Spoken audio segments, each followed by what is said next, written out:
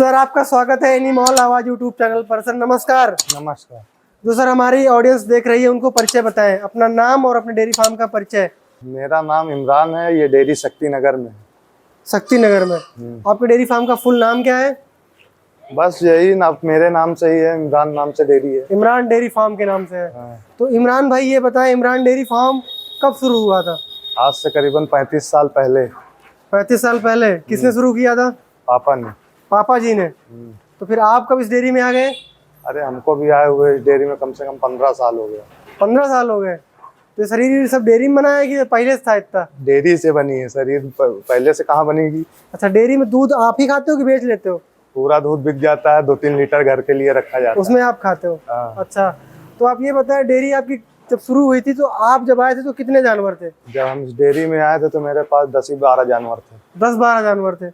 और जो पिताजी ने कितने जानवर शुरू किया था? जब वो आए थे तो 2 जानवर थे सिर्फ। 2 जानवरों से शुरू हुई थी डेयरी आपकी? 2 जानवर थे 35 साल पहले। 35 साल जब आप आए तो 12 जानवर हो गए थे। 12 जानवर थे जब हम डेयरी में आए थे। जब आप डेयरी में आए थे आज से 15 साल पहले। हाँ। अच्छा, तो इस समय प्रेजेंट में क्या स्थिति है? प्रेजेंट टाइम में कम से कम जो है 24 से 25 जानवर हैं। 24 से 25 जानवर है।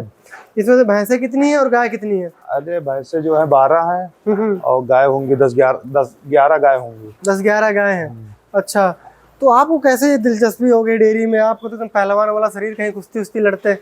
अरे बस अब जब पापा ने यही काम किया उसके बाद हम भी इसी में आ गए, इसमें हमको भी मन लग गया, इसीलिए हम भी इसी में रह गए। आपने पढ़ाई कितनी की है? High school. High school. High school के बाद बस आपको डेयरी में मन आ गया? हाँ? पहले से ही डेयरी में कर रहे तो हाई स्कूल बाद में किया। मतलब दिल दे दिया डेयरी को तो डेयरी ही करने लग गए।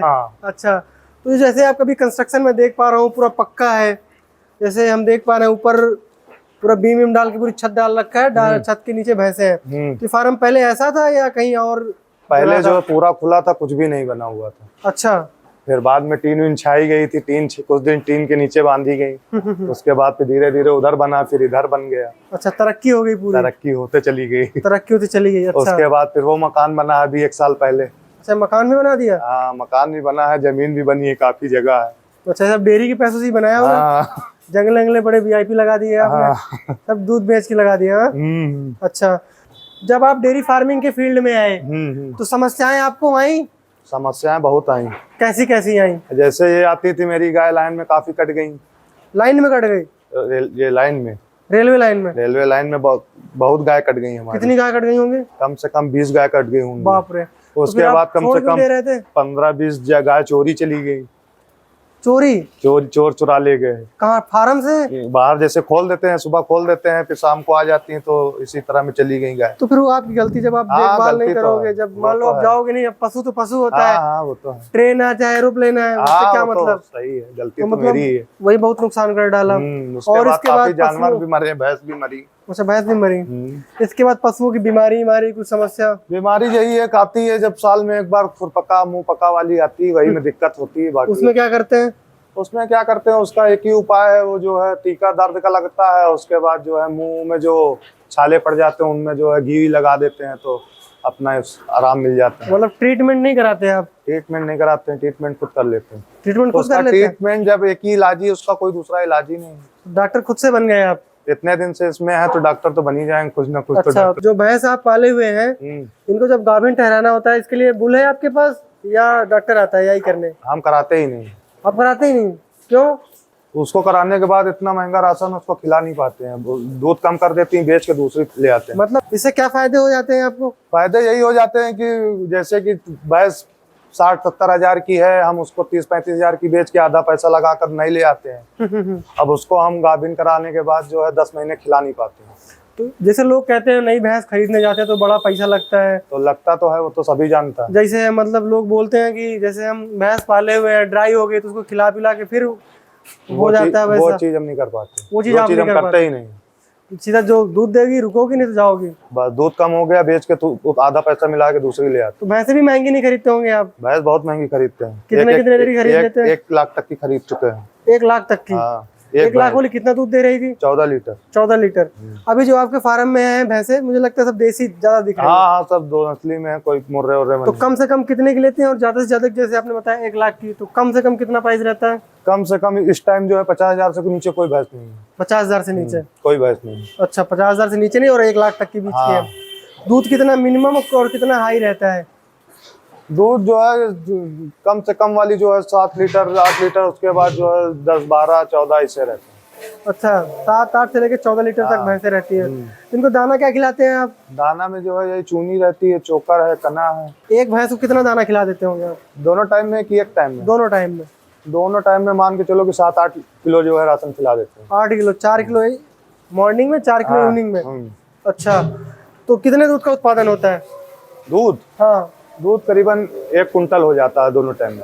1 कुंटल हो जाता है? हो जाता है, होता तो ज्यादा है लेकिन 1 कुंटल ही मान। बताओगे नहीं, वो खुफिया है क्या? नहीं नहीं, हो तो मतलब मोटा मोटा बता रहे हैं कि 1 कुंटल दूध हो जाता है। अच्छा, कहाँ बेचते हैं?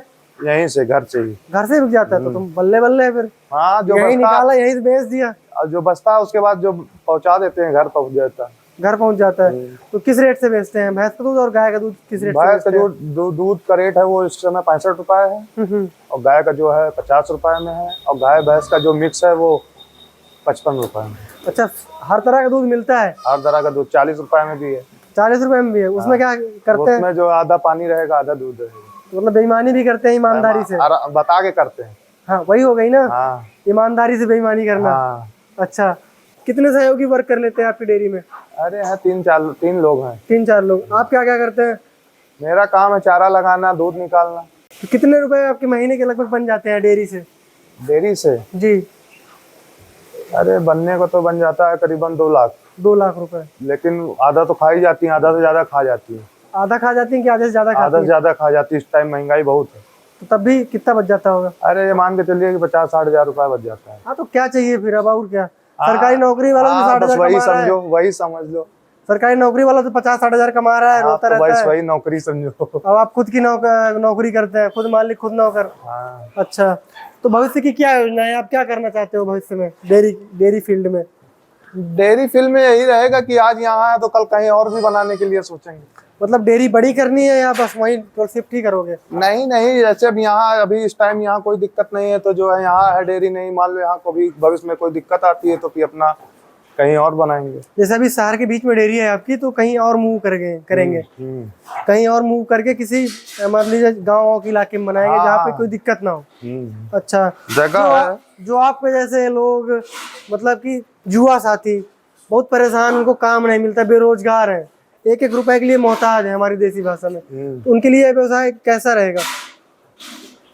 ठीक ही रहेगा उनके हिसाब, मेरे हिसाब से तो ठीक ही रहेगा भाई। मेहनत का काम है, मेहनत करेंगे तो मेहनत करेंगे तो बढ़िया है। ठीक तो है। कैसे शुरू करें, कितने जानवरों से शुरू करें? अरे पहले 3-4 जानवर से अपना शुरुआत करें, उनको जब करेंगे तो खुद ही पता चलेगा कि क्या प्रॉफिट है, क्या लॉस हो रहा है। जैसे आपने उतार चढ़ाव डेयरी के देखे हैं, तो कैसी कैसी समस्याएं आती हैं? अरे यही समस्या है कुछ, इसमें एक ही समस्या है, जानवर लाए अगर ठीक ठाक निकल गया तो अच्छी बात है, नहीं निकला तो फिर नुकसान तो पक्का ही है। एक तो जानवर में हो गया, और दूसरी बात क्या होगी? दूसरी और इसमें कोई बात ही नहीं होती दूसरी। जैसे बीमारी न ठहरना कुछ, वो ये सब कोई बड़ी बात नहीं है। ये सब बड़ी बात नहीं, छोटी मोटी बात होया करती, मतलब ये सब होती रहती है। हाँ, ये तो अगर जैसे मान लीजिए पशु अच्छा मिल गया तो बल्ले बल्ले। हाँ, नहीं तो फिर तो दिक्कत तो है ही है। आदमी पैसा लगाएगा, जानवर नहीं अच्छा मिलेगा तब तो दिक्कत हो ही जाएगी उसको। हाँ, तो ये मेन बात है। ठीक है जी, धन्यवाद आपका जो आपने समय निकाल कर एनिमल आवाज यूट्यूब चैनल को आपने पूरा इंटरव्यू दिया और अपनी पूरी जानकारी दी। धन्यवाद जी आपका। किसान भाइयों और बहनों, पशुपालन क्षेत्र में अपनी उन्नति को मजबूत बनाएं। एनिमल आवाज के साथ जुड़ जाएं। हमारे चैनल को सब्सक्राइब करें और बेल आइकन को दबाना ना भूलें।